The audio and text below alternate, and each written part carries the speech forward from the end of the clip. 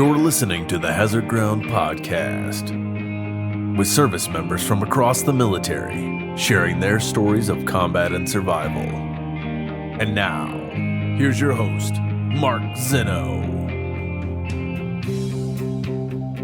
Welcome into the Hazard Ground Podcast. As always, we appreciate you joining us each and every week. Before we get started with this week's episode, I sincerely hope everybody is safe and healthy out there, you and your loved ones. It's been trying times in America, to say the least, over the last couple of weeks. We're glad we could be here to provide some sort of getaway from all that's going on, but we absolutely want to wish you the very, very best. As a matter of fact, as of the release of this episode, I had found out a couple of days ago that 2 of my family members were diagnosed with COVID-19. So it is very, very tough times for everybody. We just wish you guys the best. Please continue to follow all the guidelines, social distance, stay at home, do the best you can to help us stop the spread of this thing and get back to life as we know it. Speaking of things that we know, remind you guys to follow us on all the social media sites, Facebook, Twitter, and Instagram. Let's really grow that followership and help grow the Hazard Ground, as well as YouTube. Our subscribership is growing there. We want to keep it growing, so do that as well. Finally, our partnership with Amazon. Don't forget about it, because you're helping veterans across the country from your own home. All you got to do is go to our website, hazardground.com, click on the Amazon banner at the bottom of the homepage, or under the sponsors tab, do your normal Amazon shopping. We'll get a percentage of what you spend, and we'll donate it right back. And speaking of our webpage, hazardground.com, and the sponsors tab, all of the sponsors that are part of this podcast are small, local-owned businesses. They're veteran-owned businesses, and these are people that desperately need your help in these times. So check out the sponsors tab. See if you can support those individual companies and this podcast by going out there and purchasing those products. Please, please, please help us out. Help everybody out. Help a friend out, neighbor out, all along the way. It will make a difference once the smoke clears and we are through this thing. With that said, certainly appreciate all your guys' patience. And again, stay healthy, stay safe, social distance, be smart, and let's get on with this week's episode. And joining us this week is a current Green Beret who's finishing up his 20th year in the United States Army. He has 7 deployments overseas, including multiple ones to Iraq and across the Middle East. As well as he nears the end of his 20-year career, he is starting a clothing company that is veteran-owned and focused on telling the stories of veterans. The name of that company is 8th Order. He is Sergeant First Class Tom Kerr, joining us on the Hazard Ground Podcast. Tom, welcome. Thank you so much for being here. Mark, I appreciate it. Very happy to be here. All right. Lots to get to in a 20-year career. As you're about to finish up active duty, 20 years, man. Did you think when you first got into this business that you'd be doing it for 20 years? Yes, actually, when I joined in high school, I was about 17 years old, and that was always my end goal, was to get to that 20-year and reach retirement. So ultimately, what was the reason you decided to join the Army? So I've got a lot of family that served in the military. My father served, my grandfather served, grandfather in World War II, and I always looked to them as inspirational, and they were definitely my heroes growing up. I also did junior ROTC in high school, and I really excelled in our Raider program and made it up through the ranks in that pretty quickly. And I was like, I can do this for a living. You signed up prior to 9/11 happening, so where were you on 9/11? So on 9/11, I was assigned to the 101st Airborne 502nd Delta Company, and I was in the chow hall actually eating breakfast with our company XO, Tim Gant, and we watched it all happen. And he was looking over top of me, and he's like, "Holy crap, that's the Twin Towers! Like, they're burning, they're on fire!" And we looked at that, and then we looked at each other, and it's like, "We got to go. Let's get things rolling." So. Yeah, it's so funny. I mean, maybe it's because I'm a native New Yorker. I had my mind in a different place. But like, I never, my thought wasn't, and I was, commissioned at that time. I never thought like, hey, we're going to war.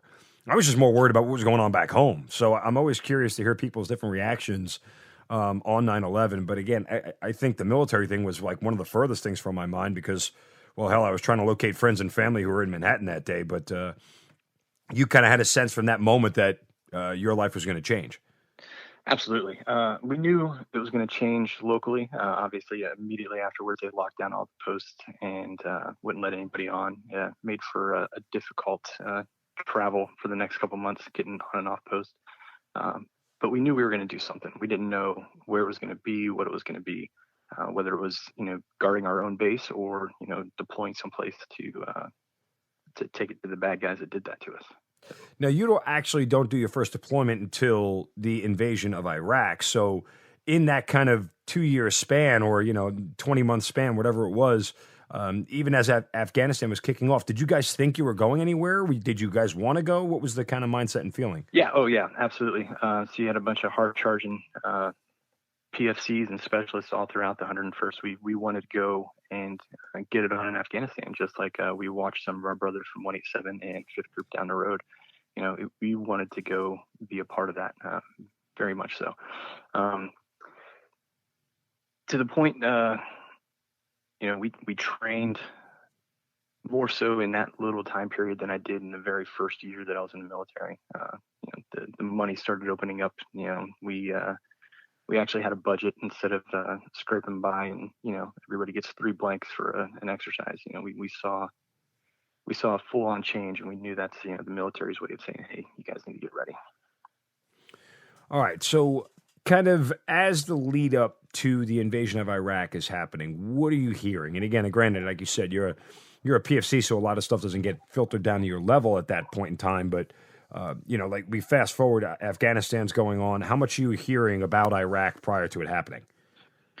I think just about as much as the American public was. So kind of seeing the administration going on and saying, hey, Saddam's harboring terrorists. He's got weapons of mass destruction, and the whole lead up that everybody else saw. So at the time, E4 making E5, I really wasn't privy to a lot of the planning that was going on. So I knew what the rest of the nation knew. Okay, tell me about the first time you're hearing about the plan for the invasion. So first time hearing of the plan of the invasion, we're actually in Kuwait at this point. So it would have been February 2003. Arriving in Kuwait, getting all of our equipment prepped. Now, Tom, hang on one second. I'm sorry to cut you off, but I just want to get some background. What did they tell you when you left for Kuwait? I mean, does that make sense? Like, did you know at that point you guys were going to go north of Kuwait into Iraq, or what did you hear about getting to Kuwait? Right. So getting to Kuwait, it was, hey, we're going to go. It's going to be a preparation similar to the Desert Shield style. Get over there, Gotcha. Get to the desert, get prepped. And if need be, on order, move north. So. Okay. All right. Sorry. Go ahead. Yeah. So we got to Kuwait and start test firing weapons and preparing and doing all that good stuff. And then, we finally get our briefings from the headquarters, the company and battalion headquarters of like, all right, here's where each element is moving, and here's the battle plan forward. There was this huge plan of us doing a nice big air assault, kind of like they did in the 90s with Desert Storm. And that kind of fell through. We ended up doing the nice long drive across the desert. So. Did that frustrate you in a sense? Like that's all you guys train for is to air assault in, and all of a sudden you just got to take plain old vehicles up there? Yeah. Especially when you're in a vehicle for the third day driving in the desert. You really come to appreciate, man, sling loading this Humvee would have been a lot nicer than driving for 3 days. So. What was that first? Initiation of contact with the enemy like as you guys began the invasion? So we were kind of tailing the third ID. Right. So, those guys were just blazing north and, we were kind of left to pick up the pieces as they went through each town. So we never made contact until Najaf. Mm-hmm. And, it's a city in the southern area, a very holy city for the people of Iraq, as well as the entire Muslim world. And that's where we really had our first resistance, mostly in being mortared and, fields being landmined and things like that nature. So Najaf, for those who don't know, was very interesting because, and I don't know if you're privy to this or correct me if I'm wrong, but if my history recalls, there was a bunch of friendly fire incidents there where people were on the ground, and there was just a lot of confusion about it. But it quickly sort of escalated into a stronghold's not the right word, but just I guess a kind of hot spot after everything was the push on Baghdad. That was still kind of going on after, correct? Yes. So between Najaf and then eventually we made it to Karbala, there was a lot of activity in both those cities. Like I said, Third ID kind of blazed through, and it was more like, hey, if we don't hit anything, then just keep moving until we get to Baghdad. So, we were there to pick up the pieces. Najaf was mild compared to some of the other battles that we would get into. But yeah, they did. And that's kind of like when insurgency really started, right? So a lot of them ditched their uniforms. You'd pull into a military barracks and all the uniforms would be spread about, and, all their chemical gears everywhere. And it's like, okay, these guys aren't wearing their uniforms. They're not wearing their kit, So then you had to start looking for plain clothes, or a lot of them were wearing just black outfits. So kind of hard to find your enemy that way. I ask this question a lot of guys because you train so hard for combat, but you don't really have the actual experience until you have the experience. And from that standpoint, right. That sort of baptism by fire, if you will. What was that like for you, having to fire the first rounds against an actual enemy, not into a shoot house wall or a target or anything like that? Right. Yeah. So take it back. I'm part of so I was Delta Company 1st Battalion 502nd, and we're an AT platoon. So, came in, I was an 11 Hotel, but they changed us all to 11 Bravos. Either way, we're still the AT platoon. So I had just recently been promoted to E5, actually February 1st, and I'd taken control of a truck. So I had a section within the AT platoon. So brand new E5, and oh, by the way, you're going to combat. you gotta lead soldiers into combat now. And that just being in charge of a Mark 19 TOW 249 gunner and telling them to engage is, that moment for me was just like, holy crap, like I am about to tell this guy to kill someone, and it was a little bit say overcoming, but it was odd. You're used to telling the guy to fire, and you got the training rounds, but whenever it's actually to do it to stop somebody from assaulting you, it's a whole different experience. So once you get the first two out, though, it becomes a lot easier. You start to recognize. You start to recognize. All right, here's my line in the sand where, all right, I'm going to fire or I'm not going to fire. So, did you sustain any casualties on that initial invasion? So we did in the battalion, and our company did not. We had injuries, Purple Heart stuff, but no KIA within our platoon or our company. Did you talk to you guys kind of about that sort of thing and the mortality of it all? I mean, you get a sense, especially in that environment, that you're so gung-ho about going to fight that you don't ever stop to talk about the bad side of combat, because we all assume that we're all going to win, we're all going to survive, we're all going to be fine, because that's kind of in our training and in our thinking. But when it doesn't go that way, as combat often does, what did your guys, how did they react? I mean, was there any sort of thing that sticks out about that experience? Yeah, I remember, we all talk about it, the casualties of war and what that certain percentage is. Hey, you're expected to take 33% casualties or whatever the number is. And, we kind of look around and it's like, oh, well, that's, one of us from each truck. Right. So, it was definitely on our minds. We probably didn't vocalize it that much. More so just trying to be macho and, hey, I'm going to go over there and kick some ass is the way that most of us reacted. Now, fast forward another 15 years and getting ready to go into Syria, and I'm telling a bunch of brand new Green Berets what it's going to be like. It was a lot different that time. So you end up spending a whole year there during that sort of initial invasion. But I'm kind of curious, after you guys had finished the assault on Baghdad, and it was mission accomplished by May, I think it was, right? It was when President Bush had that banner up there, and right. In OIF-1, after we kind of got through it, there was like a big lull, right? Because nobody kind of knew what was next. So what was the environment like day to day? By the time you're 2 or 3 months into this thing, we own Baghdad, we own all the land that we're supposed to own, and what are we doing each day? Yeah, so we finished our drive north. We moved past Karbala into Baghdad, did a little there. They pushed us out to Haditha Dam, finally ending in Mosul. So most of the so you went all the way up north. Yeah, we went all the way north. So 101st ended up pushing all their forces up there into Mosul. We were in Missoula by mid-April. Just out of curiosity, was that always the plan, or was that something that you guys are supposed to be a support force and stay behind 3ID and stay in Baghdad, or was it always the intent that you would keep pushing on?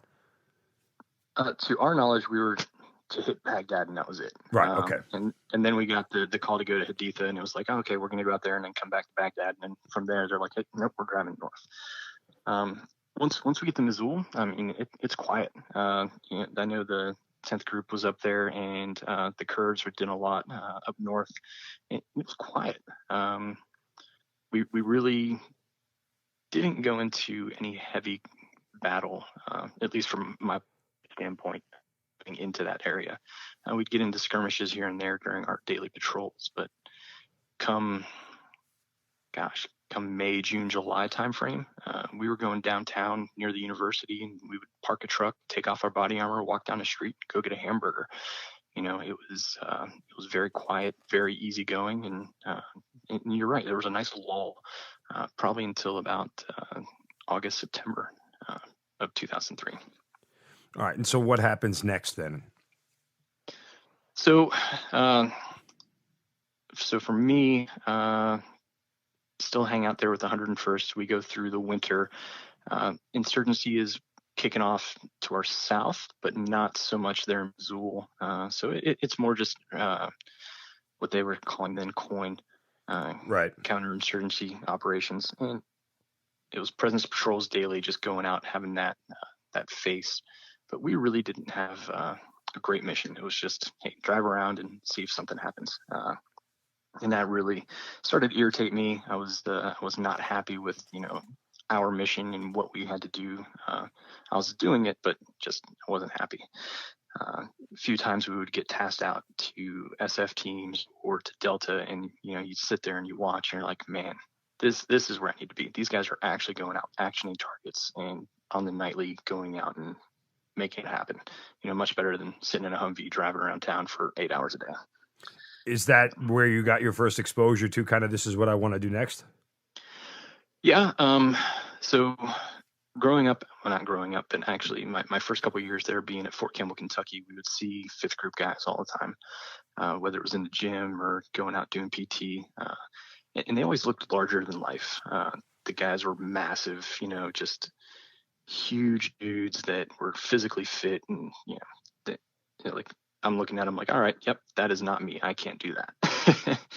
But then finally deploying and being with them, you look at them and you're like, okay, these guys there's normal sized guys too. Not all of them are big buff gym rats, but I kind of looked around and being on targets with them, you kind of realize, okay, I can do this as well. So that was eye-opening for me, being able to see them go through their drills and their action and how they action targets. It's like, yeah, I can definitely do this. So, all right. So when you get back, is that when you end up going to assessment and selection? Yeah. So I got back, and within days I was at the recruiter's office saying, hey, I'm ready to go. So they got me in pretty quickly. Attended a selection and assessment in May of 2004, and finally get into the Q course in August of 2004. All right. So that's what, close to almost 18 months by the time you finish the Q course, right? Yeah. So Q course, let's see, I started in August of 2004, and in December of 2005, graduated. So yeah, just about 18 months of going through that. So, did you know what you wanted to be as a Green Beret, whether it was a weapons sergeant, communications guy, demo, whatever it is? Yeah. So when I got there, I put down 18 Bravo, 18 Bravo, 18 Bravo for all of my, all of them. Just because having worked in the AT section, knowing 50 cals, Mark 19s, tow missiles, javelins, knowing those weapon systems already, I think I had a good idea of what an 18 Bravo's job should be. And it did very well for me as an 18 Bravo. Most 11 Bravos never touch a Mark 19 or 50 cal or a tow, especially. So, and those are our prime weapons within an ODA. And just having a good background, as a private, because you drill and drill and drill so much on those weapons. You understand the crew drills, you understand the weapons, how they work. So I think that worked out in my favor being an 18 Bravo. So after you kind of get your Green Beret and you finish all that, do you get a sense of yourself at this point in time? Like, okay, I'm finally where I want to be. Yeah, you graduate and you put that Green Beret on, you definitely feel this sense of accomplishment. You're starting to get down that path of finding your purpose. You know, uh, I was still very nervous and not really know what to expect to get to an ODA, but once you got to the team and get jiving with your crew, you definitely realize, yeah, this is where I always wanted to be, and this is what I've always wanted to do. How quickly do you get to your first team in deployment? So I got to group in January of 06, and got assigned to ODA 524, and that was mid-January. Only to find out, they're redeploying from their most recent trip, and the battalion is being put on an 18-month stand down because they had been doing nonstop deployments to Afghanistan and Iraq for the last couple of years. So there was a big upside down frowny face, kind of sad and discouraged, like, oh man, I got to wait 18 months before I can do anything. Mm-hmm. That's not fun. But that turned out for being the better, because I got to attend so many schools and so many training venues with my team that I definitely knew our team is ready to do just about anything. So when do you get to your first deployment? So the team did a JSET in October timeframe of 2006 to Lebanon. We were the first ODA into Lebanon since the 80s. So they basically shut down the JSET program after the embassy bombings and the Marine barracks bombings. So we were the first ODA to go in there and start training with folks in 2006. And then didn't get back to Iraq until about November of 07. So. And what were operations there? What was the mission in 07? Because that was at the prime time of the surge. Yeah. So we were going into the surge, and really, and we had a very somber tone prepping for that deployment. So our PDSS, deployment site survey teams, go over. So a couple guys from each ODA go out, and they go survey the land that they're going to work on and do their initial handover stuff with the team that's at that location. And one of the team leaders from our sister teams was in an IED attack, and that's when EFPs were coming in pretty big. Yeah, it killed a few in the truck, and it severely injured that team leader. And that happened on a PDSS, and we're like, holy crap, it's bad. We were going to be stationed in Fob Kalzu, so south of Baghdad, north of Karbala area. With a focus on going back into Karbala. So Karbala had shut down the PJCC and moved everybody out of there. So our team was going to go back in and kind of establish a foothold back in that city and get things back to normal. Was there a kind of lull in doing foreign internal defense at that point in time, and it was more about operations and high value targets and things of that nature? For some teams, yes. For some teams, no. Everybody had a fit force because they wanted to put that Iraqi face on every target. They didn't want it to be just Americans doing every engagement. So everybody would get an Iraqi counterpart, whether it was Hilla SWAT or guys from different special operations police or military units. On that deployment, what is your operational tempo like? So that one was a little different. So we were named a non-kinetic ODA, if that makes any sense. Boy, everything you had hoped for, right? Yeah, everything that a young 18 Bravo is looking for. It doesn't mean we didn't get into little skirmishes or get our share of IED blasts, but it was more of that low signature, and non-kinetic type environment. But looking back on it now and having the qualifications and doing some more training as well as different deployments, I fully understand, the impact that trip had during that time frame. So. And it was on your next deployment in which you got injured, correct? Yeah. So kind of like 2003, I get back from the trip and I realized, okay, non-kinetic operations, not what I want to do. So I went searching for a new job with the CIF, the Combatant Commanders and Extremist Force. For us, that was Alpha Company, 1st Battalion, 5th Group. So I'd only be moving downstairs, one flight. And that would put me on every ODA is kinetic. Everybody there is, out doing counterterrorism and direct action. So I moved downstairs and got assigned to ODA 5111. And we immediately turned around and went back to Iraq. So we were there. Where in Iraq this time? So this time I'm going to Mosul. So we back in your old stomping grounds. Yeah, back in the old stomping grounds. Perfect. I spent a good 9 months of my life there, so I knew where we were going. Kind of knew all the back roads and who to talk to. So I'm curious. This was 5 years later after you were there for the invasion. So how different did things look when you got there 5 years later? So we were living on an airfield, and when I was there with 101st, the airfield was just getting established. We had a couple tents out there, helicopters all around. I come back and that thing, it was a fob city. You've been there, it's grown exponentially, and things that you don't think belong in a war zone are there. So they got restaurants set up, they've got little hookah cafes everywhere, they've got, it's like, all right, so this is war, huh? Just like we all thought it would be. Yeah. There's gyms about every 15 feet. You got huge chow halls and war is hell. They're at a cafe latte at Green Beans. Yeah. So it was a major change, especially going from being in Baghdad in 2003 and then going back to BIOP or anywhere around there. It just amazing growth and just how it blew up. So. All right, well, back to the trip itself and what your job was and how you got injured.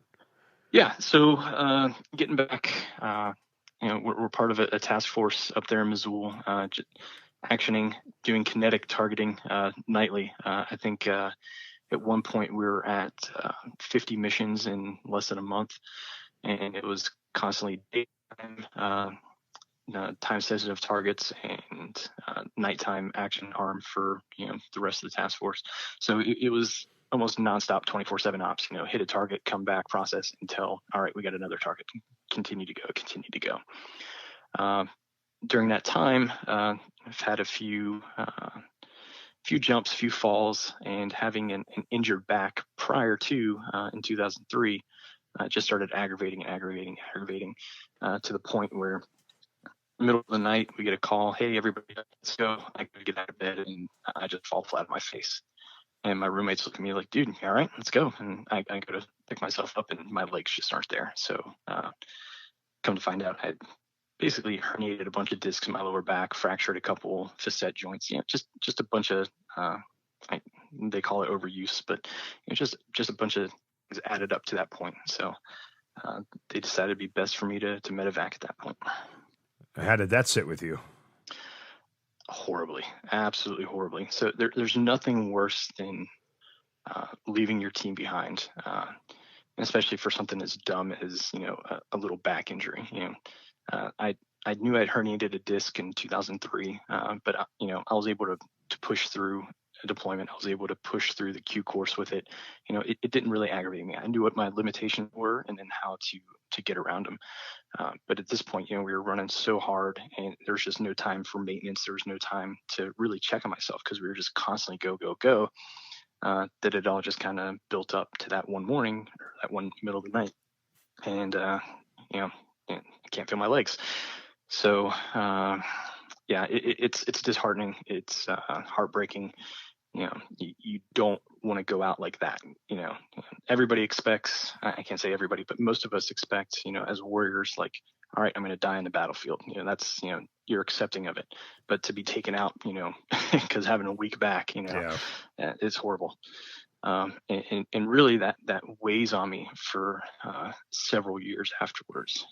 Really, you don't realize it until you look back, but how it really sets your tone and how it how it affects you daily. So not just the pain, but just the thought of not being able to operate and not being out there with your teammates. So. Well, stay with that for a minute, because it's not like you weren't able to deploy again. You were, and granted, I don't know if the operations were as kinetic as you wanted them to be, but it wasn't like you were incapacitated and no longer could, be in the fight, correct? Yeah. So I came back, and our docs were like, "Hey, man, your back's pretty jacked up, and it's going to take a long time to heal. Being an SF is not the place to heal." And we need strong soldiers that can go out and fight. And so you're going into Sergeant Major's office, and you're trying to explain that to a company sergeant major or a battalion sergeant major, and it's like, well, where can we best put you? And at the time they were like, all right, let's med board, because right now being in the military or even being in this job is not right for your body currently. So gosh, that was a real kick, and hearing that and saying that, like, okay, yeah, let's do it. We'll med board. That was really rough. But I was able to kind of look around within the group, and I found a nice little desk job in the group force modernization office. So it was a non TDA assignment. It was just a little shop that a guy had created a few years back, and for fifth group it had grown and grown and grown, and they were like, hey, we need somebody that's got experience to come in here and set up a soldier survival section. So I jumped at that. I was able to talk to the doctors, and they were able to stop the med board, and I found a place. So again, found a purpose for a little while. So what was the point of the group force modernization soldier survival? I mean, what were some of the things you were doing there, I guess? Yeah. So I guess this is kind of where Tom Kerr found himself. So within Special Forces and USASOC, you have a Combat Development Directorate. You have a Force Modernization section down at the SF command level. And then at the group level, we started building out these Force Modernization shops to support the groups. And basically my job was to sit and work with the ODAs and understand their requirements. So if guys are getting ready to go on a climbing trip, or if they were going to go to a new area of a different country, they would identify, needs that they had to fill, and I would go out and help them fill them.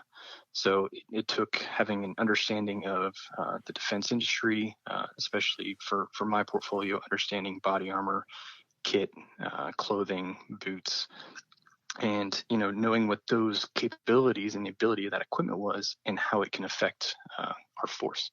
So I spent the next 3 years, so that had been May of 2010 until August 2013, learning and understanding the defense industry, what all the different companies had to offer. I would tour companies like LBT, Eagle, Cry, Tier, New Balance, Arc'teryx. I would tour their facilities just to get an understanding of what they had and what they could do, and then take that knowledge and go back and equip our ODAs with the best equipment that they could have. So give me an example of something that you came up with. Like, what did you recognize from going to tour these facilities that was actually put into the force? Yep. So I think one of the biggest ones was the current generation of body armor carriers for all of SOCOM. They are currently using the Cry AVS system, and that was kind of driven not just from my shop, but from across all the other force mods and the SF Command Force mod. So we kind of took a commercial off the shelf product that Cry carried with a cage, and turned around and created a scalable body armor system that would then be used for entire force. And that's what all of our special operators now have in their kit bag. But a few things individually. So about the time that I took control of the soldier survival section, you had a bunch of Rangers that were in the helo accident in Afghanistan, and a few of them were caught inside, and basically they were trapped by their lanyards that they were using within the aircraft. And for most special operations, we don't fly with the seats in. We go in and we clip to the rings on the floor of the aircraft, and that's what holds us in. Keeps us from flying around. That way we can fit more people and more gear on the bird. So group commander comes in. He's like, hey, I don't want any of our guys to die from, being caught inside of the aircraft. I want them to be able to get out. So that was my first thing, and it became a group issue. And then eventually some other groups and other units started picking up on it as well. But coming up with a lanyard system that had positive retention, under stress and duress, but then, an emergency release system, and it was something that was actually made for the aircraft versus I think what we were using at the time was like boat hardware. So, stuff from maritime. So that was probably one of the first things I did. And then again, help ushering in the Ops Corps helmet to the entire SOCOM theater side SOF. A lot of other good things, working with NATIC and U.S. Army Research Institute of Environmental Medicine, doing studies as far as, how much weight should we be carrying? How can we offset the weight? A lot of good, fun projects like that. I don't want to underscore this, but in reality, at least, my 2 cents of what I hear, the lasting impression you not only left on, the war, but on the military. You developed in a body armor carrier that's being used across the board. You have a new helmet that's being used. You figured out a way to make sure soldiers aren't trapped in a helo if there's an accident or anything like that. These are long time lasting effects that probably nothing in combat would even rival. That is, that's spot on. And again, something you don't realize while you're doing a job. I think while I was there, I worked with a lot of good folks, and it was, hey, here's your budget. Go out and make sure our guys have the best things possible. And that was my mission. I set forth, and I did it. Yeah, you look back on it now, and like, help pave a way for our guys have the best gear possible. And that's thankful to a couple other guys at SF Command and through the other group force mod shops. So as a team, I think in that time frame we did a lot of good for a regiment and kind of set the tone for what we can do in a short amount of time instead of that long military procurement process. So yeah, I mean, and comparatively speaking, for the non-military folks, I mean, it's just like you go on a raid and you go get a bad guy, you take out a couple of other bad guys, you might save a life or two on that particular moment, but the equipment that you developed is continually saving lives for the years to follow, and that I think is unquantifiable to a certain extent. I haven't thought about that way, and it kind of brings chills in me thinking about it.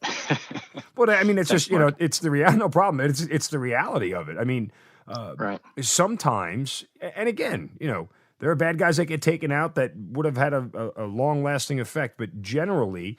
In your line of work, when it comes to bringing bad guys to justice, these are all independent events of one another that aren't connected. Whereas, a new helmet and a new generation of body armor that is something that the entire force is eventually going to use, because what happens now in the regular army, we all copy what all the special ops guys do, right? I mean, we have pockets on our sleeves now because you guys thought of it first. I mean, that's, the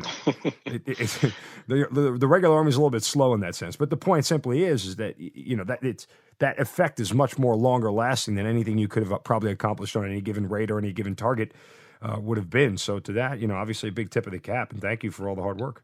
Yeah, and I think in testament to the guys that were in the same position as me during that time frame, guys like Chris Van Zant, currently at Tier Tactical, we really pushed industry to develop lighter gear and longer lasting, just overall better gear in that time. And I think the industry has come tenfold ever since that time frame. They've really pushed it, and you see continuous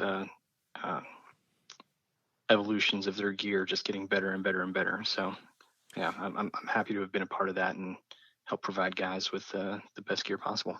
In that 3+ years, does your back actually heal? I wouldn't say heal. Is it good enough to deploy again?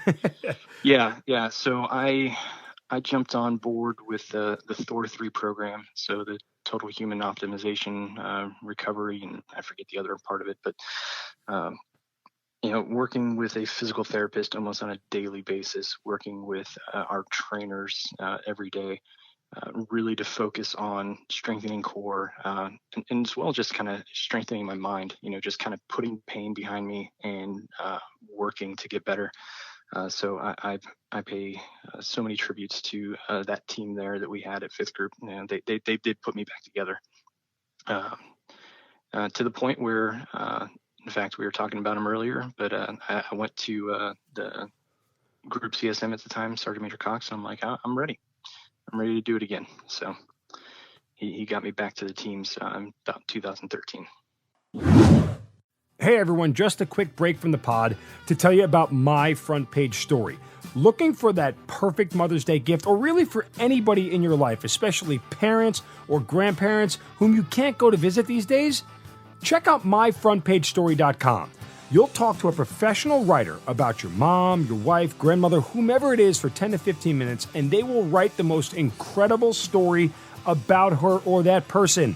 There's something really amazing about saying to somebody, I wanted to do something special and unique for you, so I had a story written all about you. My front page story makes it look like an actual front page on a local newspaper, framed and represents a lifetime keepsake that you'll put up in your house immediately. It's incredibly emotional for them because they get to read the quotes from you in print that say things like, I can never thank you enough, I wouldn't be who I am today without you, you are the most important person in my life. It just seems to hit different when they read it in that form. The bottom line is, she'll cry happy tears and you'll win. So go to myfrontpagestory.com and put in the code HazardGround20. That's myfrontpagestory.com and the code HazardGround20, capital H, capital G, HazardGround20 to receive 20% off of whatever story you buy. Again, My Front Page Story, it's an amazing gift that your loved one will truly cherish for the rest of their lives. Now back to the Hazard Ground podcast. All right, and so you have how many more deployments before you bring us kind of to present day? Yeah, so deployed throughout the Levant region of the Middle East, so back to Lebanon, did a SOC forward in Jordan, and then part of an OIR trip into Syria in 2016. And that about wound up my career at Fifth Group. So in 2017, came here to Fort Bragg to be part of the Special Warfare Center and School, and that's where I'm currently sitting. All right, let's go back to Syria for a moment because that's at least somewhat still topical in news and everything else as we record this here in the middle of March. What was the environment like there? Was it dramatically different? Because, I mean, again, Lebanon, by all accounts, is, other than individual sort of bad dudes running around and planning for other attacks elsewhere, Lebanon is fairly safe. Syria, on the other hand, was not. Like, there was still a lot of action going on. Even if it wasn't targeted at Americans, there was a whole uprising from the civilian standpoint. So what was that like? Yeah, so, Lebanon is gorgeous. It's the Paris of the Middle East. That and Jordan, I hear, are gorgeous. Oh, yeah. You definitely do a lot of tactical tourism whenever you're in those countries. And, great places to be. You're still a part of the fight. You're providing support in other ways. But going to Syria,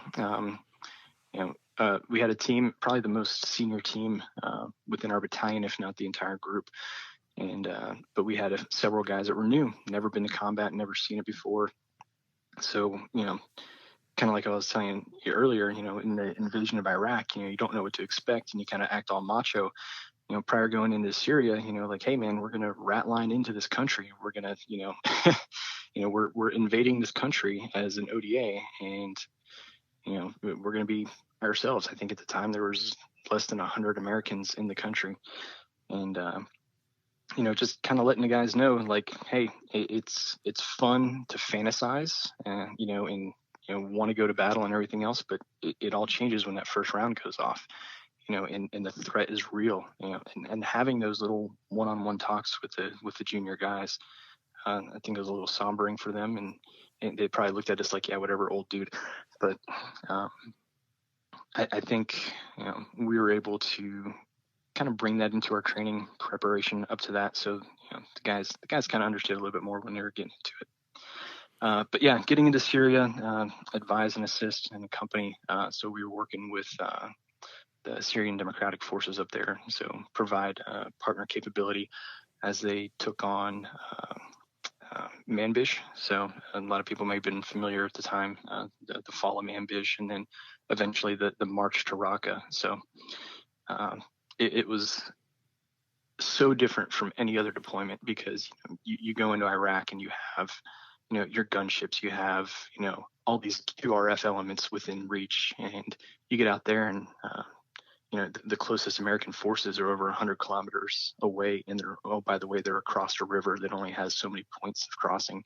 The guys to the north are not friends with the guys that you're working with. The guys here east are not friends with the guys you're working with or you. The guys to the south just want to kill everybody. So you feel alone on an island, with just 12 guys, and almost that classic SF's, mission, going out and doing unconventional warfare with a guerrilla force. It was at the time, what I felt like it was the premier actual SF mission. So. Gotcha. Were you guys involved in any action there? Yeah. We got into a few troops in contact, but it wasn't until the next trip, which I unfortunately was not part of, but my team turned around and deployed just a few months afterwards, that they did the march on Raqqa. And I think right now there's I won't call it an investigation, but an inquiry into how many mortar rounds and how many call for fire they did, because they probably dropped more ordnance than any other ODA in SF history. Really? But, yeah. Oh yeah. They were marching from the north down into Raqqa, so they did an amazing job. So congratulations to 5134. You guys were awesome. But yeah, we had a couple of troops in contact there in Syria. No casualties on our end, but some good bonding moments for the team. You mentioned how you talked to some of the younger soldiers about going into contact and everything else, sort of existentially.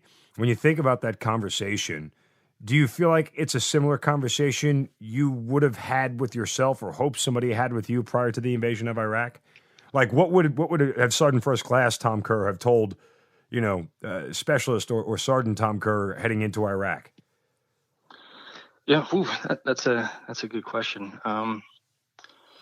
Listen to the old guys. The old guys have been around. Even if they haven't deployed to actual combat, they understand it all. I think, you look at the old guys and it's always like, yeah, whatever, old man, I'm the young gung ho here, I'll shoot anything that moves. But, when it comes down to it, you have those seconds, of like, okay, is this the right thing? Am I shooting at the right person? Where am I actually being shot from? So, basically just, I would tell myself to open your eyes and open your ears and, make decisions based off of everything that you have the ability to make a decision off of, and don't look back.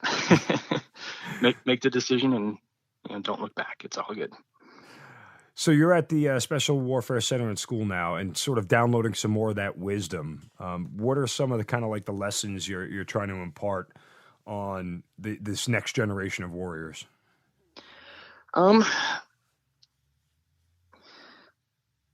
That's I tell a lot of them, it's a long road.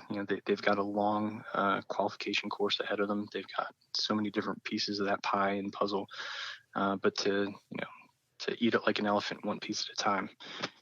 Don't get too far ahead of yourself. Don't start dreaming about being on an ODA just yet. Just take care of what's in front of you and attack it, and then set your sights on your next goal. I think that's the biggest thing for these guys going through, and girls now, is having your sight set on that target in front of you. Take care of the 25 meter, and you can get to that 300 meter later. So, I often ask senior Green Berets this question, especially since people who signed up prior to 9/11 experienced a different world, but we talk a lot on the podcast of Green Berets about how, assessment selection is different now. The Q course is different now because there was this massive push that we need more operators in the fight because of the demand of what their skill set was. And in that, there's a sense to not necessarily rush guys through, but you open the doors a little bit. You try to broaden your scope and you'll feel the vision to try to find these people who are willing to do this, and to a certain extent, you'll get a lesser product just because you're not as stringent in what you're kind of screening on the way in. So, how are things different now, in your opinion, in becoming a Green Beret as opposed to when you did it? I would say now, these kids are smart. I think they're much smarter, much more technically savvy than any of us that came in that 2004, 2005 timeframe. It's a very smart population that we have going through the course now. As far as assessment and selection, it's the same tried and true system that we've had in place since we started. A lot of the metrics that we measure against, those guys out there are still holding the standard. The guys going through any part of the Q course, they're holding the standard. They're doing everything they can, even though they're told, hey, you got to push them through faster. There's still a standard, and I believe it's still being met. And sometimes maybe even a little more stringent, depending on an individual instructor. But I think we're in a good place. You got to always look forward. You got to modernize, and sometimes experiment, and sometimes the experiments work, sometimes they don't. Some people will make it through during that experiment, and some of them won't. So, but you don't know until you try it. It's kind of hard to say exactly how a plan will be implemented and how it will actually come out on the other end, especially in this type of deal when you're trying to take someone from either the street or currently in the military and make them a special forces soldier. It's hard to tell. So, but I think we're in a good spot right now. How do you feel about the kind of role that special operations has in sort of the everyday, news cycle, everyday thought in front of our minds? I mean, full disclosure for those listening, Tom and I know some of the same people within 5th Group because I was attached to 5th Group when I deployed. And one of the first lessons I learned as somebody who wasn't, a Green Beret was about being a quiet professional and the environment that you're in and sort of that mentality. And now it's, we hear on the news all the time, well, Green Berets are doing this and special operators are doing that. And, the idea of covertness, if you will, is sort of lost because of the nature of the combat that we've been sustaining for nearly 20 years. Are you okay with special operations having as large of a public role as it now does? I think in the positive light, yes. I'd like to see some of the negative stuff that gets publicized. I'd like to see that fall into the shadows. Obviously, like what? Like what's the negative stuff you're referring to? Just out of curiosity. So you go back to the night letters of guys that were part of the Special Forces qualification course, the actual instructors that were writing about the leadership in SWCC. Some of the other things that happen throughout the units. And really don't want to bring up anything about what's going on at 5th Group now, but you don't want to see the dirty laundry side of it. You want to see the positive stuff, and I think the positive stuff helps drive our recruiting. I think that kind of helps shed us in a very good light for the public, which we shouldn't be. And for every bad thing that happens, there's probably been 2,500 successful missions or something accomplished that nobody knows about. So I'm really happy to operate in that noise. Highlight us up here. Try not to have any of that dirty laundry stuff aired, and just have the guys operate in the noise. And that takes a whole, especially in the world of the Twitter, the Instagram, the Facebook. Everybody's talking about and showing off their shooting skills and everything else. So kind of teaching these young guys, all right, hey, here's how to be a quiet professional. This is what it really means, and how to teach them how to lower that profile and be low signature. You can still have a life, but you just need to be cognizant of where you're setting yourself on that. So, well, and in fairness and full disclosure, again, this podcast is sort of the benefactor of Green Berets who are willing to tell their story. Whereas in times past, it was probably looked upon that they wouldn't tell that story because they're not supposed to. So I can't totally be upset that there is more of a public profile for it. But in the same respect, I also think we dig a little bit deeper, but we also are respectful of the fact that, and understanding the job that you're asked to do, that we sort of allow you guys to dictate what's said, not sort of say it for you. Right. And, there's a lot of stories out there that they definitely need to be heard. We've done so many good things, whether it's in special operations Sure. or anywhere within the military. There's stories that need to be heard. And, that's what you're doing. That's what you're here for. A lot of me wanting to be a part of this podcast is, hey, I'll share my story, but I also want guys to understand, especially ones that are in and ones that are out, we're all going through the same stuff, whether it's the injuries, the hard times, the good times, we're still a team. We're still here to take care of each other. So I think across the board, the more people that realize, hey, we're all in the same boat together, we can kind of help band together and, fix these things like TBI, PTS, and veteran suicides. So. To that end, we didn't really touch on that much. How much of your combat experience still rings with you, whether it's good, bad, or indifferent? I mean, how much of what you went through over the last 20 plus years is sort of part of your daily life still every day? Yeah, so it wasn't until I got here to SWCC and I slowed down that I realized, those things that were bothering me. I think while on a team and constantly prepping for the next objective, you put all that in the back of your mind and it's no big deal. After getting here to Fort Bragg, things started happening that I just couldn't explain. Daily migraines, just constantly tired and insomnia every night, and it wasn't anything I was dealing with when I was still operating. It was something that, slowly kind of caught up with me, and I had no explanation for it. So I was being really there we go. Here's the memory loss piece, right? I was being short with my wife and my kids. I was quick to snap. Nothing physical, but just I would be irritated. No, I know the feeling. Easily irritated. Traffic. My God, you didn't want to be near me. Driving to work every day. And if you blew your horn, I was going to run you off the road, like we we probably did in the early days of 2003. But the wife came to me and she's like, you need to talk to somebody. So finally reaching out. There was always that stigma. Especially in the groups, like, hey, don't go to psych. You're gonna lose your clearance. You're gonna be pulled off the team. You're not going to be able to operate, and it's far from the truth. You need somebody to talk to, especially with the many things that we've encountered over the years. And you should feel free to go do that at any time. I think it's good for us. It needs to be built into our regimen to actually go talk to somebody. I think within the team room, you have somebody to talk to. You can joke and play. I know the guys from 5134, we would joke about some of the ticks that we got into, and it's like, oh man, hey, that one was pretty close, wasn't it? And at the time that was enough. But when you get out and you're on your own, or in my point, I'm working at a headquarters, and I no longer have that team room environment.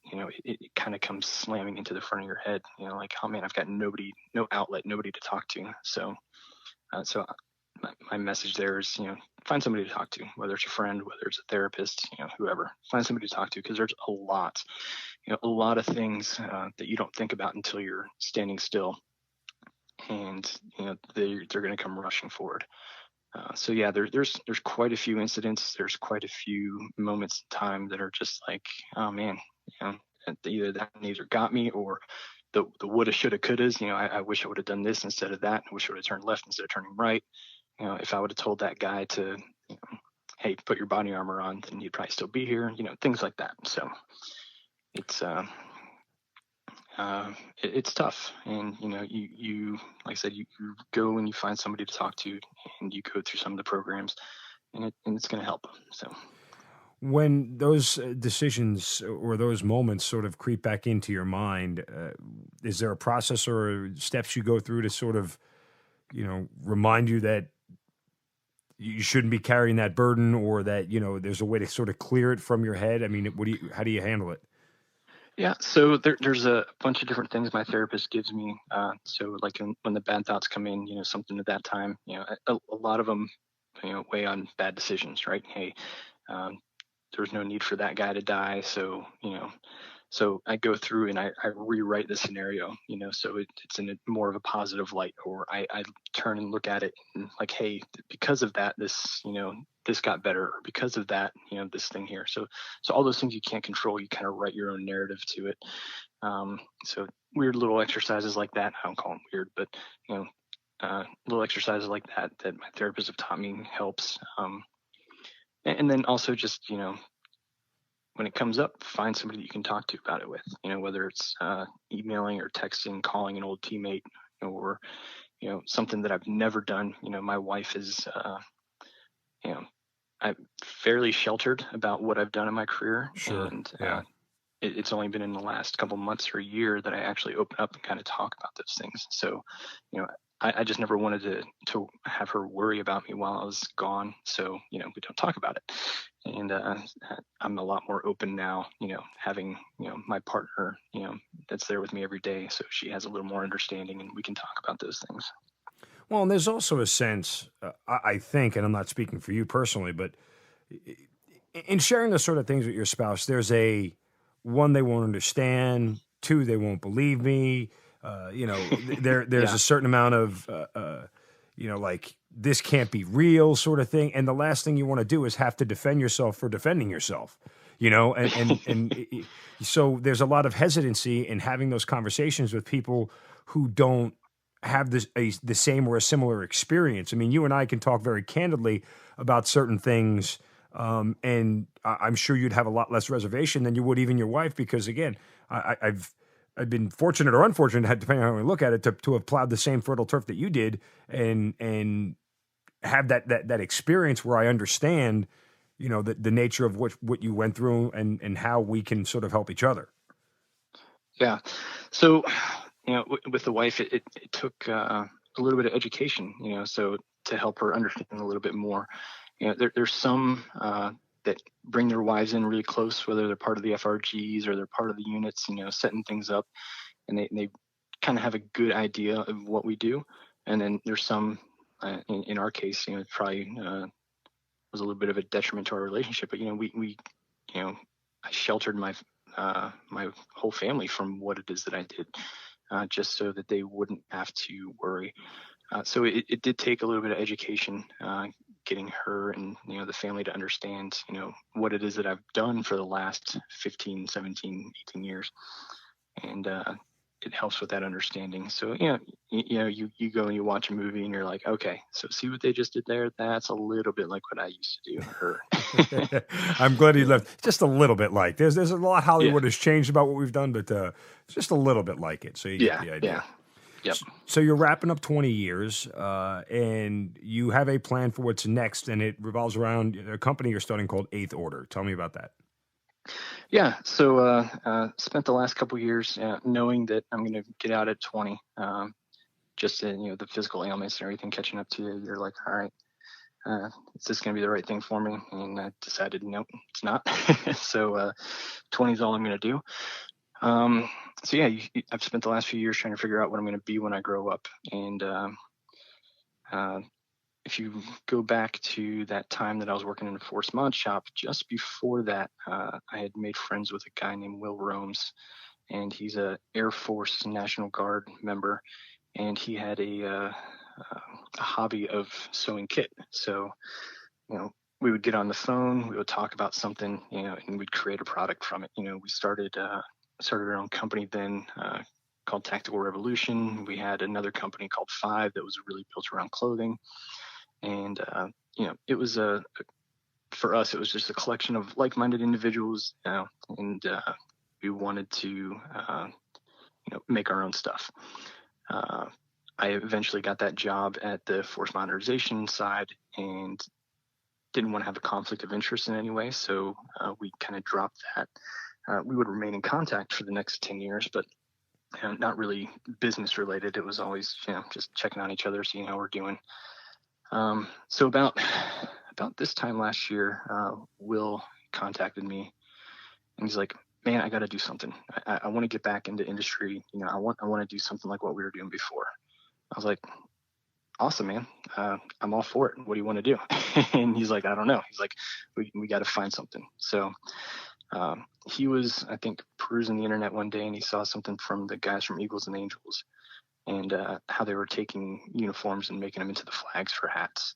And Will kind of thought, hey man, I can do that. He's like, but I don't want to do hats. He's like, I design clothing, I design kit. And he hit me up and he's like, hey man, what do you think about doing something with old uniforms? I was like, yeah, what's your ideas? He's like, let's upcycle them and turn them into shirts and jackets and ties and all these different things for dressing up with. And I was like, sounds like a pretty cool idea. So kind of going off of the hey, what am I going to do with all these uniforms in my bag, that's sitting out in the garage? Like, all right, I found a place for them to go. It started snowballing a little bit, trying to figure out what direction we wanted to take the company, how it was going to be, but we really settled on, we want to tell stories. There's so many things that guys are doing overseas now. There's so many things that guys have done overseas in the last 50 years, people that are still around to tell their story. And those stories need to be heard. I think, like we were talking earlier, having that positive, the positive media side definitely helps in the recruiting efforts for our soft guys or just the military in general. But, letting the public know about the good that we've done, because, the people in Vietnam, it was everybody's a baby killer. Well, not everybody was a baby killer. Going into Iraq and Afghanistan and everything, everybody looks at it as a waste of time. Well, guess what? There's a lot of small victories throughout each one of these small wars that are doing good for either people in Iraq, people here in the States, wherever. So kind of like with you and this podcast, you're wanting to share stories. We want to share stories too. In doing that, I want your uniform. Send me your uniform. We'll take it and we'll assign it a mission number. So in my case, I'll take mission number, 524, because that was my initial ODA. So I'll be mission 524. My uniform that I wore when I was on that ODA will then get sent up to our factory. I'll put a picture of my uniform on the website and say, okay, for the next 2 weeks, you have mission number 524 available. Choose the color of shirt you want to go with it, and we'll add the camouflage from the uniform to it. And now anybody that buys from that mission number will then get my story. And the idea is we can, take an entire career and put it into that story, or we can just take a certain event, put it in that story. But for every shirt that's sold on our mission line, you're going to get the story that came from that soldier. So the years he was wearing that uniform, years they served, all that good stuff. So that, if it's a civilian that bought it, or if it's a vet that bought it, whoever, they now have the story and they can continue to tell that story. It's a one way to preserve a legacy, if you will. That's awesome. So I want to give you uniforms now. Send them. The more the merrier. So I think we're getting quite a few donations now, and it's across the spectrum. We've had people call in that have World War II uniforms from their grandfather that they want to make something with, which is a little difficult. Not the same materials that we're used to working with, but we've had Vietnam, we've had Desert Storm, Desert Shield, guys from Gothic Serpent, guys that were in Panama. We've got guys that were in Haiti, guys that were OIF, OIR, and also other little small things that have happened throughout the world. So we're getting a lot of cool uniforms, getting some amazing stories. I think probably similar to you, just kind of overwhelmed with the types of stories that I've gotten so far, and in learning the history. So for every one, I go back and I write a narrative on each one of these missions, and going back and doing my history research, and kind of lining everything up. It's amazing, just how much we have done, and this is only a few donations, but just how much those few have done for our nation is just absolutely amazing to me. So I want to spread the story. I want people to hear them. I want people to continue to tell them. They deserve it. All the guys deserve their story to be heard. Good, bad, sad. stories of loss, stories of heroism. They need to be heard. That's incredible. I have some DCUs. I saved my DCUs for my first deployment. Remember, those were the best, by the way. Yeah, DCUs, the ones where the crotch blows out. yeah, those are the most underrated uniform. But anyway, I mean, for whatever reason, I saved them. They're still sitting in a box in my garage. I'd love to send some over to you. That'd be fantastic. Yeah, absolutely. That would make, so the Oxford shirt is our first offering right now, and that would probably make about 12 Oxford shirts from one uniform. So, and something I didn't really hit on, but so the proceeds from these shirts, we got a good portion of our proceeds that'll go to some of our partner veteran organizations who work on combating veteran suicide, helping guys out with TBI issues, as well as PTS issues. So we're currently working with the Special Operations Care Fund and the guys down at Camp Southern Ground. So both Georgia. We are familiar with Camp Southern Ground very well. Yeah. So I'll actually be down there.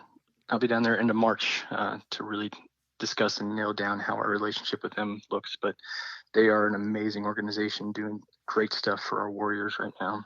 Same thing with SOCF.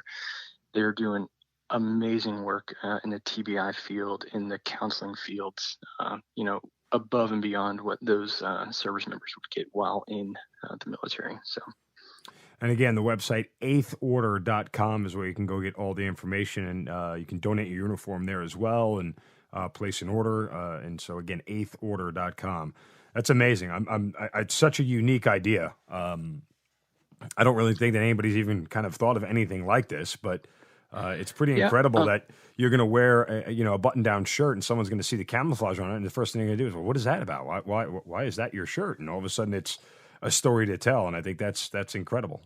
Absolutely, and that's kind of what we see is it's cool for one. It just looks awesome. I'm looking at a picture of one right now. Just this white Oxford shirt with a multicam button trim. And then it's a conversation starter. So everybody's going to ask like, oh, what's up with that? And now you get to tell the story of the soldier that wore that, or maybe it was from your uniform, and you get to tell your story. It's a good way for veterans to express themselves. It's a different memorial bracelet, if you will. We all wear those bracelets, except instead of just seeing a name and KIA and the date they were killed, this is a story of somebody that you took the time to learn about and pass it on. So I think that's again incredible idea, man. Definitely, it's just very unique. I love it. Yeah, and props go out to my business partner Will for having the vision, as well as other companies that are out there that are doing something similar. So we definitely draw a little bit from what Equals and Angels is doing. Also, just the stories of companies that are doing the quilts. I don't know if you've seen some of the combat quilts or anything like that, but we didn't have this grand idea, but we are trying to take it to a different level. But definitely big shout out to those companies that were doing something similar that kind of helped us push in our direction. So. Well, Tom, I mean, amazing story for you personally, but again, the lasting impression you've left on the military through your work, in the Soldier Survival Unit, and now the impression you're leaving on everybody with Eighth Order, I think is amazing. I'm totally enthralled by the whole thing. But certainly, again, the message that you've left, I think, here on this show is about handling your business, talking to the people that you need to talk to, and not letting sort of the demons that have overcome many of us in a bad way overcome the ones that are still here. And certainly, that message needs to be heard loud and clear. Yes. If anybody takes anything away, that's it. Everybody has a purpose. You just got to find it. And there are places and people out there that will help you do that. And Eighth Order wants to try to help that. We'll help tell your story, and we'll also help you get to the people that can help. Tom Kerr, thank you so much for your time, honesty, and candor, and certainly thank you for being part of the Hazard Ground. Hey, Mark, I appreciate it. And quick, before I go, your listeners can use the code HAZARD15, and that'll get them 15% off their order on Eighth Order items. Awesome. HAZARD15, HAZARD 15 on eighthorder.com. Again, Tom Kerr, thank you so much. Thank you, Mark. I appreciate it. You've been listening to the Hazard Ground Podcast, hosted by Mark Zeno and produced by Matt Pasquarella. If you have an interesting story to tell and you'd like to be on the show, send us an email at hazardgroundpodcast@gmail.com. And if you like the show, don't forget to subscribe, rate, and review on iTunes. Thanks for listening. We'll see you next time.